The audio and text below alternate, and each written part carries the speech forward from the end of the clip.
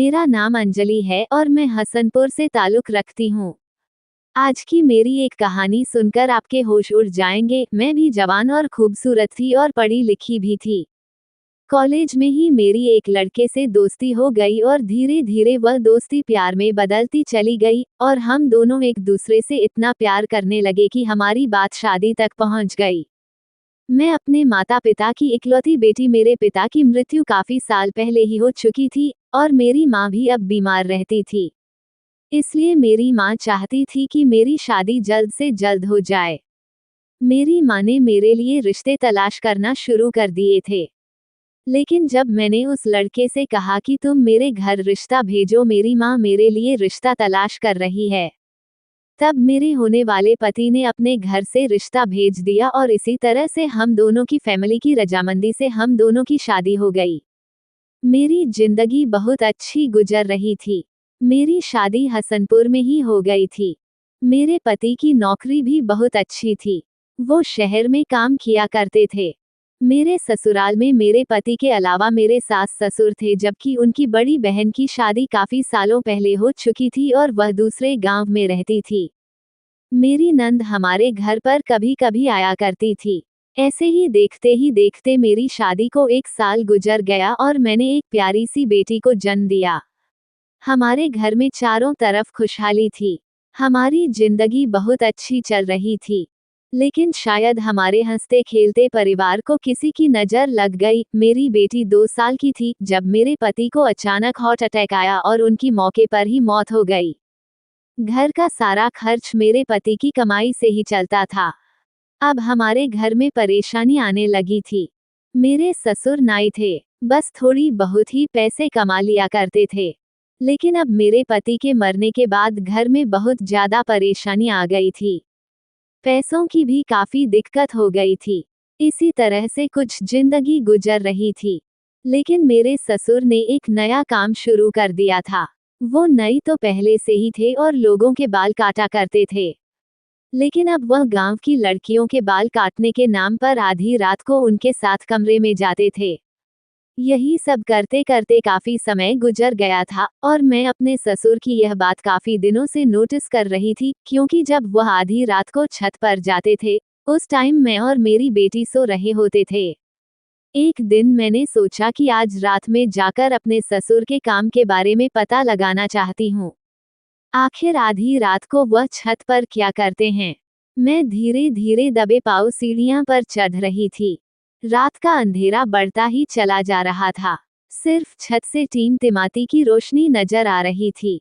आज की रात मुझे मौका मिल गया था कि मैं अपने ससुर के बारे में जान सकूं और यह जान सकूं कि आधी रात को भी छत पर क्या करते हैं। लेकिन मेरे सास पहरा दे रही होती थी, इसलिए मैं जिस तरह दबे पांव ऊपर जाती थी उन्हीं दबे पांव से वापस आ जाया करती थी, क्योंकि सीढ़ियों पर ही मेरे सास खड़ी हुआ करती थी।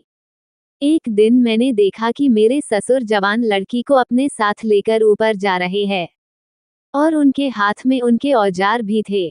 शायद वो उस लड़की के बाल काटने के लिए जा रहे थे। लेकिन मेरी यह बात समझ नहीं आती थी कि आखिर वह अकेली जवान लड़की को आधी रात में छत पर ले जाकर उसके बाल क्यों कटा करते थे। हर बार मेरे सास के पहरेदार इतनी सख्त हुआ करती थी कि मैं चाहकर भी सीढ़ियों की तरफ नहीं जा पाती थी और कभी कभी तो मुझे अपनी सास पर भी हैरत होती थी कि कैसे वह अपने पति को किसी भी कुमारी लड़की के साथ रात की तन्हाई में अकेला छोड़ सकती है। एक दिन मेरे सास पता नहीं कहाँ चली गई थी और मैं आसानी से सीढ़ियों तक पहुंच गई थी। मेरे ससुर कुछ देर पहले ही गांव की नई जवान होने वाली लड़की कोमल को लेकर छत पर गए थे और अब वह पूरे 1 घंटे से पहले नीचे नहीं आने वाले थे। मेरे ससुर पहले तो ऐसा कोई काम नहीं करते थे, न जाने क्या होने लगा था। कुछ घंटे में मेरे ससुर उस लड़के के साथ ना जाने क्या क्या करते थे और चैट बराबर क्या क्या होता था। यही सब जानने की मुझे बहुत बेचैनी हो रही थी। मेरे ससुर जब अपनी दुकान पर लोगों के बाल काटा करते थे तब तो ऐसा कुछ भी नहीं करते थे।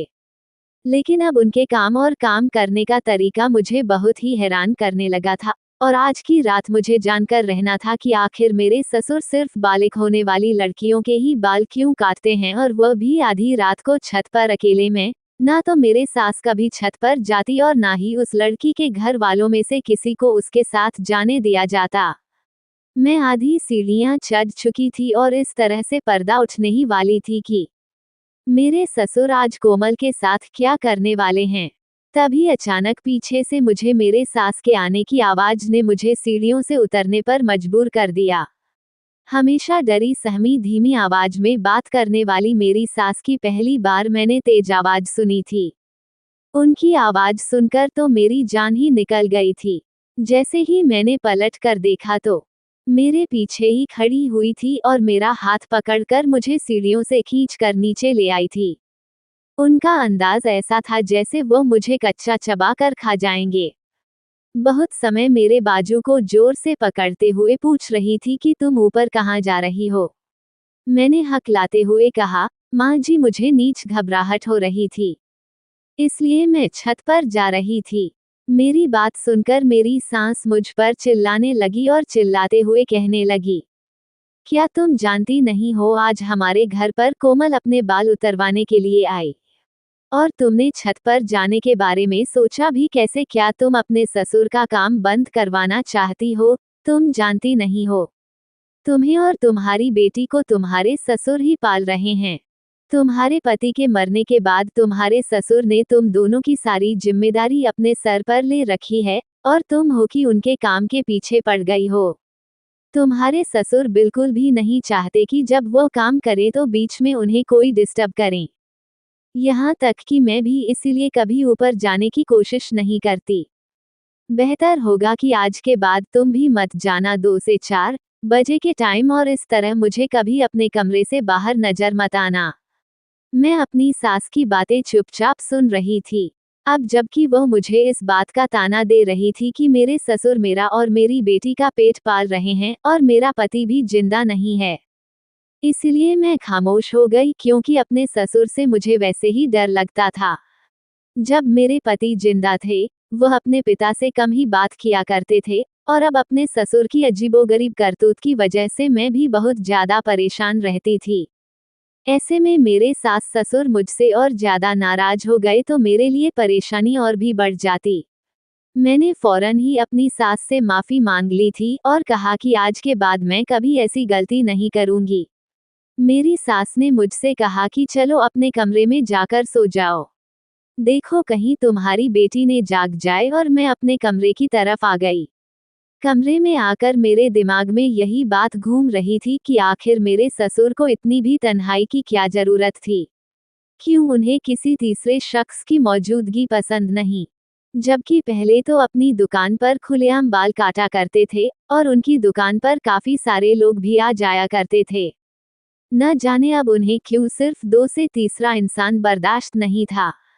पहले तो मेरे ससुर को किसी भी तन्हाई की जरूरत नहीं होती थी और ना ही किसी के आने जाने से उन्हें कोई परेशानी थी।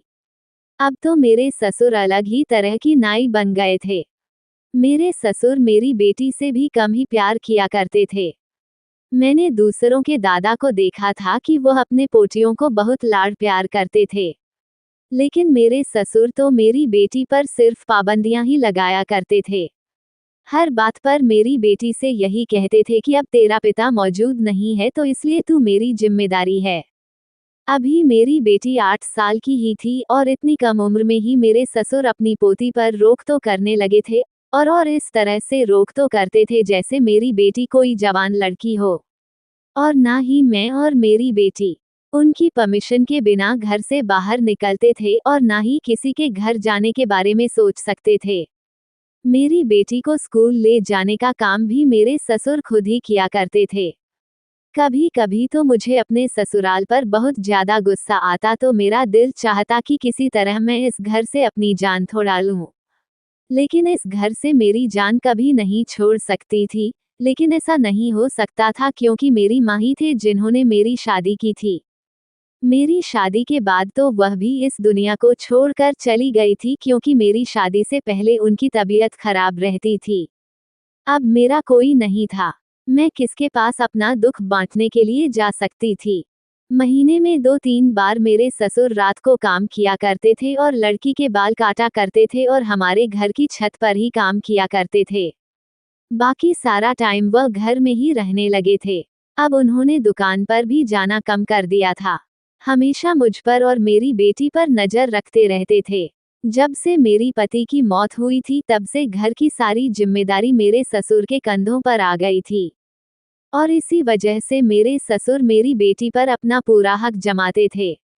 मेरे सास ससुर की शादी को काफी टाइम हो गया था, लेकिन फिर भी मेरे सास अपने पति से डरी सहमी सी नजर आती थी, जैसे उन्हें किसी बात का कोई डर हो। लेकिन मैं तो बहुत ही हंसते बोलने वाली औरत थी और अपने ससुर से बात करने की कोशिश करती थी, लेकिन मेरे ससुर का ही मूड हमेशा खराब रहता था, इसलिए मैं उनसे ज्यादा बात नहीं कर पाती थी। मैं अपनी सास से काफी बातें कर लिया करती थी। अपनी सास को अपने सामने चिल्लाते देखकर मुझे काफी दुख हुआ था, जबकि मेरे ससुर के आगे मेरी सास की जान निकल जाती थी। शादी से अब तक मैंने देखा था कि उन्होंने कभी अपने पति से नजर मिलाकर बात तक नहीं की थी। एक पल की खामोशी से उनके हर हुक्म के आगे अपना सर झुका देती थी। जो भी था, मुझे अपने ससुर एक आंख नहीं भाते थे, क्योंकि उनकी वजह से मेरी बेटी का बचपन जवान लड़कियों की तरह गुजर रहा था। मेरे ससुर के काम की वजह तो मेरी बेटी को भी पता चलने लगी थी, क्योंकि अब वह बड़ी हो रही थी और उसे भी थोड़ा थोड़ा समझ आ रहा था कि आखिर उसके दादा क्या काम करने लगे हैं। कभी कभी वह मुझसे पूछते थे कि माँ, दादा लड़कियों के ही बाल क्यों काटते हैं। ये बात तो मैं भी नोट करती थी कि मेरे ससुर सिर्फ उन्हीं लड़कियों के बाल काटते हैं जो कि बालिग हो जाया करती है। ये बात मेरे लिए बहुत हैरान करने वाली थी, और जब से मुझे इस बात का पता चला था, मेरे अंदर इस बात के बारे में जानने का इंटरेस्ट और भी बढ़ता चला जा रहा था। आखिर मेरे ससुर ऐसा क्यों करते हैं? कई बार मैंने सोचा कि ससुर जी को लड़की के बाल काटते हुए देखूंगी, लेकिन उनका तो तरीका ही बिल्कुल अलग था।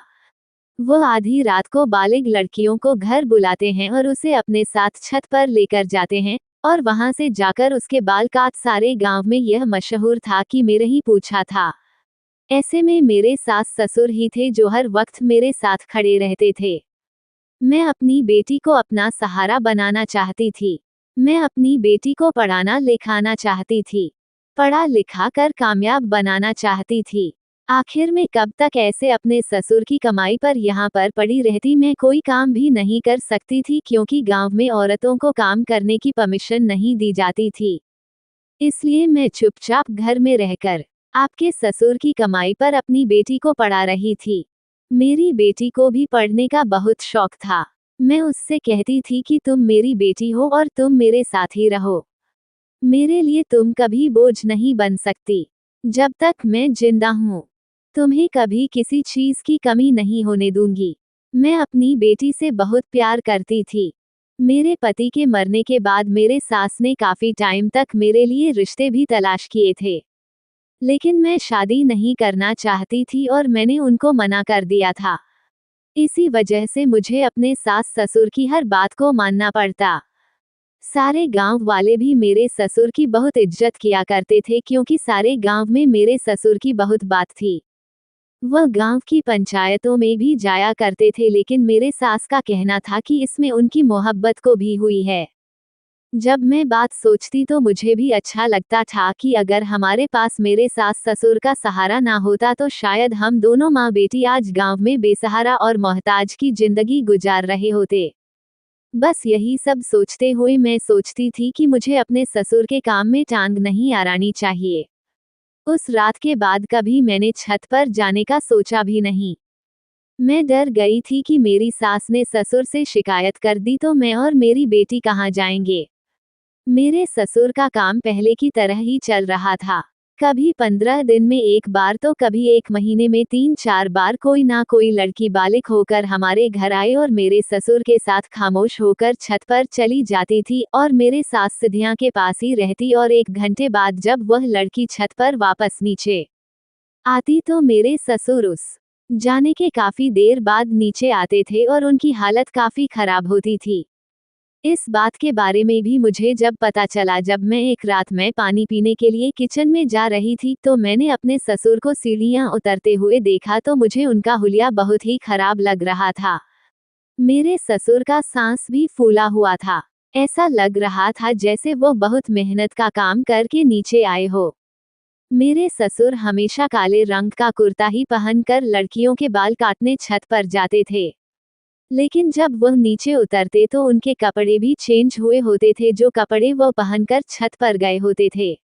वो कपड़े उनके शरीर पर मौजूद नहीं होते थे, बल्कि वो दूसरे कपड़े पहन के नीचे उतरते थे। वो तो हफ्ता और कपकपते हुए सीढ़ियां उतरते थे, जैसे बहुत ही ज्यादा थक गए हो और उनके लिए चलना भी मुश्किल हो रहा हो। तो फिर मुझे याद आया कि जब भी मेरे ससुर किसी लड़की के बाल काटते हैं तो पूरा दिन खुद को कमरे में बंद किए होते थे और मेरी सास को भी कमरे में जाने की परमिशन नहीं होती थी। वह इतना ज्यादा थक जाया करते थे कि सारा दिन कमरे से नहीं निकला करते थे और फिर उस टाइम उन्हें चलता देखकर मुझे ऐसा लग रहा था जैसे वह खेत में हल जोत कर आ रहे हो। अपने ससुर को देखते ही मैं थक जाती थी और मेरे ससुर अपने कमरे में चले जाते थे। हमेशा की तरह एक और दिन मेरे सास कमरे के बाहर सो रही थी और मेरे ससुर कमरे को बंद करके अंदर ही सो रहे थे। मेरी बेटी की स्कूल की छुट्टी थी, इसलिए मुझे उसके उठने की फिक्र नहीं थी। तभी मैं किसी काम से बाहर किचन में गई तो मैंने देखा मेरे सास चुपके चुपके आंसू बहा रही थी। पहली बार जब मैंने अपनी सास को इस तरह से रोते हुए देखा तो मैं फौरन भागकर उनकी तरफ गई और उनसे पूछा कि माँ जी, आप क्यों रो रही हो। मेरी बात सुनकर मेरे सास ने जल्दी से अपने आंसू साड़ी के पल्लू से साफ कर लिए और कहने लगी, नहीं बहू, मैं कहाँ रो रही हूँ, तुम बताओ तुम्हें क्या चाहिए। मैं अच्छी तरह जानती थी कि मेरे सास रो रही थी और इसी बात ने मुझे ना सिर्फ दुखी कर दिया था, बल्कि मैं बहुत ज्यादा परेशान भी हो गई थी। आखिर ऐसी कौन सी बात है जिसकी वजह से मेरे सास को छुप छुप कर रोना पड़ रहा था। अब तो मुझे अपने ससुर से नफरत का एहसास होने लगा था कि शायद मेरे ससुर ही थे जिनकी वजह से मेरे सास छुप छुप कर आंसू बहा रही थी। उस दिन के बाद से मैंने अपने सास ससुर पर नजर रखना शुरू कर दिया। जब भी मेरे सास ससुर किसी लड़की के बाल काटकर सीढ़ियां उतर कर नीचे आते तो उनके चेहरे पर थकान के असर साफ दिखाई देते थे। आए और अगले ही दिन मुझे मेरे सास छुप छुप के रोती हुई नजर आती थी। ऐसे वक्त गुजरता चला गया और मेरी बेटी भी अब जवान होने लगी थी। मेरी सास ने मेरी बेटी का माथा चूमा और कहने लगी कि मैं चाहती हूँ कि गांव के सारे लड़कियों की तरह तुम्हारे दादा के हाथों तुम्हारी किस्मत भी चमक जाए।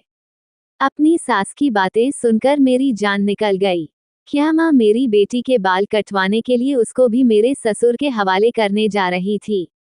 मैं ये सोच सोच कर ही परेशान थी। एक गांव की दूसरी लड़कियों की तरह मेरी बेटी को भी सबकी मजाक का निशाना बनना पड़ेगा। मेरी बेटी रोने लगी और रोते हुए अपने कमरे में चली गई। मैं भी उसके पीछे पीछे कमरे में चली गई तो उसने मेरे सामने हाथ जोड़ दिए और कहने लगी, माँ, मैं किसी भी हाल में बाल नहीं उतरवाना चाहती हूँ। ऐसा तो मैं भी नहीं चाहती थी। इतनी ही देर में मेरे सास भी मेरे कमरे में आ गई और मेरी बेटी से कहने लगी कि क्या तुम नहीं जानती कि तुम्हारे दादा की दया से कैसे गांव की लड़कियों की किस्मत बदल जाती है, जिसके भी बाल आज तक तुम्हारे दादा ने काटे हैं। कुछ ही दिनों में उनकी शादी बहुत धूमधाम से हुई है और बहुत ही अच्छी जगह पर हुई है। ऐसे ही गांव वाले अपने बेटियां तेरे दादा के हवाले करके नहीं जाते। जब वह तेरे दादा से इस काम के लिए फायदा उठा सकते हैं तो फिर हम घर वाले क्यों नहीं। तू तो हमारे घर की ही बेटी है। मैंने अपने सास से मना किया, लेकिन मेरे लाख मना करने के बावजूद भी मेरे सास ने ससुर को बुलाया और मेरे ससुर ने कहा कि आज की रात आपको अपनी पोती के बाल उतारने हैं। ये सुनकर मेरे ससुर के चेहरे का रंग फीका पड़ गया। वह कहने लगे कि क्या हमारी पोती भी बालिग हो गई। मेरी सास मुस्कुराते हुए कहने लगी कि हाँ, अब हमारी पोती की बारी है। हम इसकी शादी धूमधाम से किसी अच्छी जगह करेंगे और अगर इसके बालों पर आपका हाथ लग गया तो गांव की दूसरी लड़कियों की तरह इसके किस्मत चमक उठेगी। ये कहकर मेरे सास ने मेरी बेटी को ससुर के साथ छत पर भेज दिया। मैं अपनी बेटी को रोकने की बहुत कोशिश कर रही थी, लेकिन मेरे सास जबरदस्ती मेरी बेटी को छत पर ले गए और छोड़कर वापस आ गई। मैं अपनी सास के आगे हाथ जोड़े खड़ी थी और उनसे मिन्नतें कर रही थी कि वो मेरी बेटी के बाल ना कटवाए और मेरी बेटी भी बहुत रो रही थी क्योंकि वह घर नहीं आना चाहती थी। मैं अपने बेटी के लिए बहुत ज्यादा परेशान हो रही थी और बस रोए चली जा रही थी। मेरे सास मुझे समझा रही थी कि रोने का कोई फायदा नहीं। तुम अपनी बेटी के फायदे के बारे में सोचो कि अगर तुम्हारी बेटी की शादी किसी अच्छे परिवार में हो जाएगी आई तो तुम्हारे पति की आत्मा को भी शांति मिलेगी। आखिर उसके एकलौती बेटी की जिंदगी का सवाल है। मैंने अपनी सास से कहा, ये सब बंद करो, ये अंधविश्वास की बातें हैं और मैं इन बातों पर यकीन नहीं करती। थोड़ी देर बाद मेरी बेटी रोती हुई मुझसे आकर लिपट गई। मैंने देखा कि मेरी बेटी के बाल सही सलामत है। ये देखकर मेरी सास के चेहरे का रंग फीका पड़ गया था कि उसके बाल कटे हुए नहीं थे बल्कि बिल्कुल ठीक है। मैं अपनी बेटी को कमरे में ले गई और मैंने कमरे का दरवाजा अंदर से बंद कर लिया। मैंने अपनी बेटी से पूछा कि तुम्हारे साथ दादा ने क्या किया था। मेरी बेटी ने बताया कि दादा ने पहले तो अपना ब्लैक कलर का कुर्ता पहना और उसके बाद मेरे सामने आकर बैठ गए थे। दादा मेरे करीब आए तो मेरी जान निकल गई और फिर जैसे ही दादा ने मेरे सर पर हाथ रखा तो मेरी आंखों से आंसू बहने लगे। दादाजी ने मुझे अपने करीब किया और अपने सीने से लगा लिया। माँ, मुझे ऐसा लग रहा था जैसे मेरा दम घुट जाएगा क्योंकि दादा ने मुझे बहुत मजबूती से पकड़ा हुआ था और फिर मुझे महसूस हुआ कि दादा के गरम गरम आंसू मेरे गालों पर गिर रहे थे। मैं हैरान हो गई और दादा से कहने लगी, दादाजी आप क्यों रो रहे हो? काफी देर बाद जब दादा ने मुझे खुद से अलग किया तो उनकी आंखें लाल हो गई थी और आंसुओं से उनका चेहरा भीगा हुआ था और ज्यादा नहीं। मुझे बस उन्होंने एक बात बताई जिसको सुनकर मेरे होश उड़ गए। दादा ने मुझे बताया कि मेरी बेटी, मैं तेरे बाल नहीं काट सकता। मैं तेरे साथ कुछ गलत नहीं कर सकता। तू मेरा अपना खून है, तू मेरे इकलौते बेटे की निशानी है और तेरी चाहत मेरे घर की छत है। माँ, दादाजी की बातें मुझे बिल्कुल भी समझ नहीं आ रही थी, लेकिन दादाजी के शब्दों ने मुझे चौंकाने पर मजबूर कर दिया था।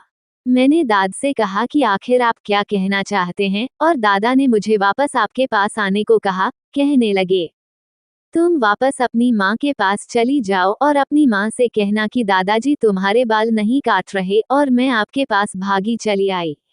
अपने बेटी की सारी बातें सुनकर तो मुझे बहुत हैरत हुई थी और मैं अपने ससुर के कमरे की तरफ चली गई। मेरी बेटी भी मेरे साथ ही। जब मैं अपने ससुर के कमरे में गई तो मेरे ससुर मेरे सास के कदमों में बैठे रो रहे थे और मेरे सास से माफी मांग रहे थे। मेरी सास भी चेतक चेतक कर रो रही थी। ये सब देखकर मैं परेशान हो गई थी और उन दोनों से पूछने लगी कि आखिर मामला क्या है, मुझे भी तो कुछ पता चले। आप दोनों के पेड़ से एक दूसरे के पास बैठकर रो रहे हो। मेरे ससुर ने जब मेरी आंखों में और मेरी बेटी की आंखों में आंसू देखे तो वह मेरे करीब आकर कहने लगे, आज मैं तुम्हें एक सच्चाई के बारे में बताना चाहता हूँ और तुमसे राज खोलना चाहता हूँ, शायद जिसे सुनकर तुम्हारे शरीर कांपने लगेगा। मेरे ससुर ने मुझे रोते हुए बताया कि आज से कई साल पहले की बात है। मैं इस गांव के चौधरी का हाथ नहीं था और मैं सिर्फ चौधरी के ही बाल काटा करता था। गांव का चौधरी बहुत अयास तरह का आदमी था और उसकी आदत मुझे बिल्कुल भी पसंद नहीं थी, लेकिन मेरी मजबूरी थी कि मुझे ये नौकरी करनी पड़ रही थी। और फिर एक दिन गांव के चौधरी ने मुझे नौकरी से निकालकर एक नया काम सौंप दिया, लेकिन जो काम उसने मुझे बताया वह काम में करने के लिए तैयार नहीं था और उसके घर से काम छोड़ दिया। उसके बाद मैंने गांव में अपनी दुकान खोल ली थी। जब मेरा बेटा कमाता तो था, मुझे इतनी परेशानी नहीं होती थी। चौधरी मुझे दुकान पर आकर बहुत परेशान किया करता था और मुझे इस काम के लिए रजामंद करना चाहता था। मैं कभी भी उसके घिनौना काम में साथ नहीं देना चाहता था। और फिर एक दिन ऐसा हुआ कि मेरा बेटा इस दुनिया से चला गया और घर की सारी जिम्मेदारियां मेरे सर पर आ गई। चौधरी ने मेरा जीना दुश्वार कर दिया था। ये बात मैंने कभी बेटे को भी नहीं बताई थी। वह चाहता था कि मैं किसी भी तरह से उसकी बात मान लूं और जो वह कहता है वो करना शुरू कर दूं। लेकिन मैं बहुत खुददार आदमी था, उसकी बात नहीं माना जाता था। भले ही मैंने उसका ये काम करना छोड़ दिया था और जब अपनी दुकान कर ली तो वह मुझे दुकान पर भी आकर भी तंग किया करता था। मेरे बेटे की नौकरी अच्छी थी और उसकी कमाई से सारा घर का खर्च आराम से चल रहा था। इसलिए मैंने चौधरी के तंग करने पर अपने दिमाग पर किसी तरह का बोझ नहीं डाला। लेकिन जब मेरा बेटा मर गया और घर में परेशानी आने लगी तो मुझे सिर्फ एक यही रास्ता ठीक लगा और मैंने चौधरी के सामने हार मान ली और उसका काम करने के लिए राजी हो गया था। चौधरी ने सारे गांव में यह बात मशहूर कर दी कि मेरे हाथ में बहुत जादू है और मैं जिसके भी बाल काटता हूँ उसकी किस्मत संवर जाती है। यहाँ तक कि गांव के चौधरी की जमीन भी फलने फूलने लगी है और यह इसलिए हुआ है क्योंकि मैं उनके बालों पर हाथ लगाता था। सारे ही गांव वाले अनपढ़ और सीधे साधे लोग हैं। उनके लिए तो गांव के चौधरी की हर बात सही होती है और गांव के चौधरी ने इस बात का बहुत ज्यादा चर्चा किया तो गांव वालों ने आंखें बंद करके उसके बात पर यकीन करना शुरू कर दिया। और उसके बाद चौधरी साहब ने गांव में यह बात फैला दी कि मैं किसी बालिक लड़की के बाल उतार लूंगा तो उसके किस्मत और उसकी शादी बहुत अच्छी जगह होगी। मुझे समझ में नहीं आ रहा था कि चौधरी साहब ने ये सब कुछ क्यों किया है और यह काम मुझसे क्यों करवा रहे हैं। चौधरी साहब ने मुझे लाखों रुपए देने का वादा किया था और कहा था कि मुझे बस इस गांव की जवान होने वाली लड़कियों के बाल उतारने हैं।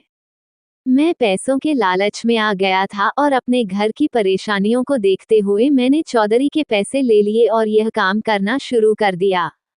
मुझे लगा कि इसमें कोई गलत बात नहीं होगी और फिर जब गांव वाली तू सोचकर मेरे पास अपनी नई बालिक बेटियों को मेरे पास लाने लगे आए तो उनकी किस्मत बदलने लगी। इसलिए मैं भी खुशी खुशी रात के अंधेरे में उनके बाल उतार दिया करता और बदले में चौधरी साहब मुझे बहुत पैसे दे देते थे। कई सालों तक ये सिलसिला इसी तरह से चल रहा था। फिर एक दिन मुझे तुम्हारी दादी ने बताया कि जिन लड़कियों के मैं बाल काटता हूँ उनके साथ चौधरी साहब क्या खेल खेलते हैं और यह जानकर मेरे भी रोंगटे खड़े हो गए थे और मैं भी चौधरी के गंदे खेल में अब बुरी तरह से फंस चुका था और अब मैं खुद को चाहकर भी नहीं बचा पा रहा था और आज तक मैं उनके खेल का शिकार हूँ। तुम्हारी सास को इस बारे में चौधरी की हवेली की किसी नौकरानी ने बताया था और तुम्हारी सास ने यह बात फिर मुझे बताई तो मुझे बड़ा अफसोस हुआ कि मैं कितना गलत काम कर रहा हूँ। चौधरी साहब को कम उम्र की नई नई लड़कियों के साथ अपनी हवस पूरी करने का शौक था और गांव में इस बात को बहुत ज्यादा छुपाया जाता था कि कोई लड़की कब जवान हुई चौधरी साहब नहीं है। खेल रचाया और मैं उनकी बातों में आ गया। जवान होने वाली लड़की जैसे ही मेरे पास आकर अपने बाल कटवा तो चौधरी साहब को इस बात की खबर हो जाती थी। अब ये लड़की नई जाबान हुई है और वो उसके साथ अपनी हवस पूरी करने के लिए कोई नया खेल रचाकर उसे अपनी हवेली बुला लिया करते थे और गांव के हर बालिक लड़की और उनकी गंदगी और उनकी हवस का शिकार बन जाती थी। अब मैं इस काम में बुरी तरह से फंस चुका हूँ। यहाँ तक कि चौधरी साहब ने मुझे ब्लैकमेल किया था कि अगर मैंने किसी के सामने भी यह बात खोलने की कोशिश की तो वो बिल्कुल भी इस बात को स्वीकार नहीं करेंगे बल्कि मुझ पर ही कोई इल्जाम लगाकर मुझे बदनाम कर देंगे। इस डर से मैंने कभी चौधरी साहब का काम नहीं रोका और ना ही कभी अपने घर की औरतों को अकेला घर से बाहर जाने की परमिशन दी। चौधरी की नज़र बहुत गंदी है और खराब है। तुम्हारी सास अच्छी तरह से जानती थी कि जिन लड़कियों के बाल में काटता हूँ उनके साथ चौधरी साहब क्या करते हैं। इसलिए छुप छुप कर रोया करती और मैं खुद भी कई घंटे होने के बाद नीचे आता था क्योंकि मैं गंदे काम में शामिल नहीं होना चाहता था। मेरी मजबूरियों ने मुझे काम करने पर मजबूर कर दिया था।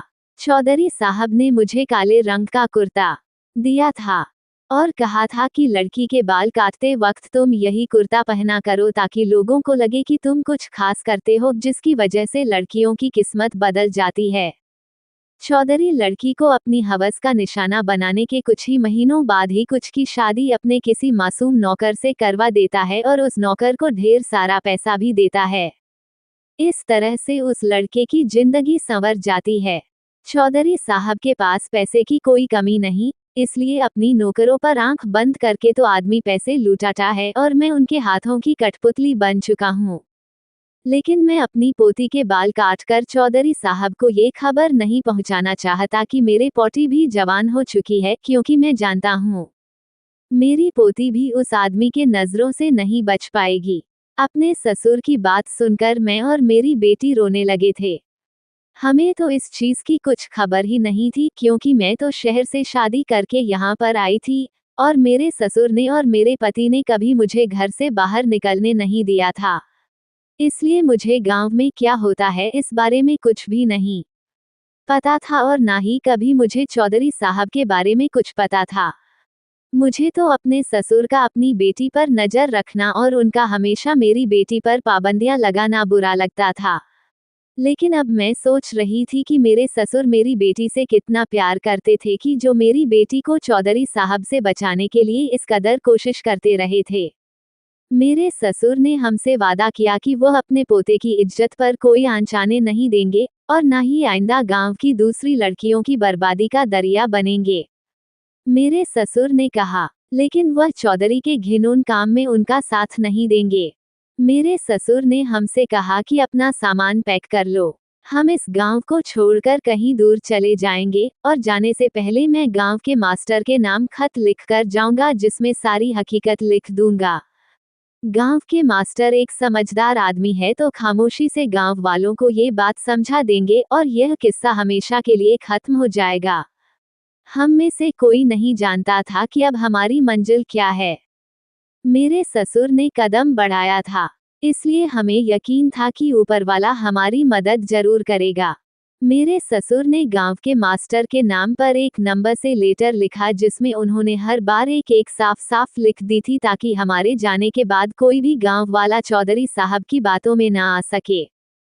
फिर कोई लड़की बाल कटवा कर या किसी और तरीके से चौधरी साहब तक ये खबर ना पहुंच जाए कि अब वह जवान और बालिग हो चुकी है और उनके हवस का निशाना बनने के लिए तैयार है।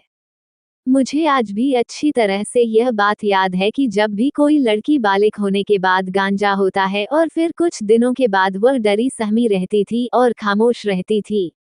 मुझे ऐसा लगता था जैसे सब इसलिए है क्योंकि वह गंजी हुई है इसलिए परेशान है, लेकिन ये रास्ता खुला था कि चौधरी साहब की हवस का निशाना बनकर आई थी और मेरे ससुर जिनको मैं बहुत ही गलत समझती थी।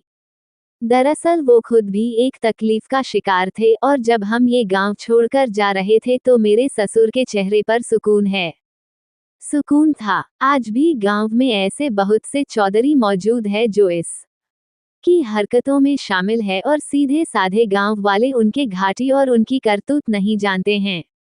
शहर के लोगों को चाहिए कि वह गांव में पढ़ाई के सिलसिले को आगे बढ़ाएं ताकि सीधे साधे और भोले भाले गांव वाले ऐसे घटिया सोच के लोगों से खुद को बचा सके। मेरे ससुर ने चौधरी के जितने भी पैसे कमाए थे वह सारे पैसे लेकर मेरे ससुर और हमारा पूरा परिवार शहर जाकर रहने लगा था। शहर जाकर रहने में हमें बहुत परेशानी हुई थी क्योंकि नया नया शहर था और हम गांव के लोग थे, इसलिए हमें रहने में दिक्कत आ रही थी। मेरे ससुर ने शहर में एक मकान खरीद लिया। मकान छोटा था लेकिन हमारा गुजारा अच्छे तरीके से हो रहा था। मेरी बेटी जवान हो गई, वह भी पढ़ाई कर रही थी और बच्चों को ट्यूशन भी पढ़ाती थी। मैं भी जॉब करती हूँ क्योंकि मैं पढ़ी लिखी थी, इसलिए मुझे जॉब आसानी से मिल गई। मेरी सास को सबसे अच्छी सिलाई आती है, वह भी सिलाई करती है। अब इसी तरह से हमारे घर का गुजारा चल रहा है, लेकिन अब बहुत अच्छी जिंदगी गुजर रही है क्योंकि अब किसी तरह की कोई परेशानी नहीं है और ससुर भी बहुत सुकून से है और अब वो मेरी बेटी पर कोई रोक तो भी नहीं करते। शहर आने के बाद हमारी जिंदगी पूरी तरह से बदल गई।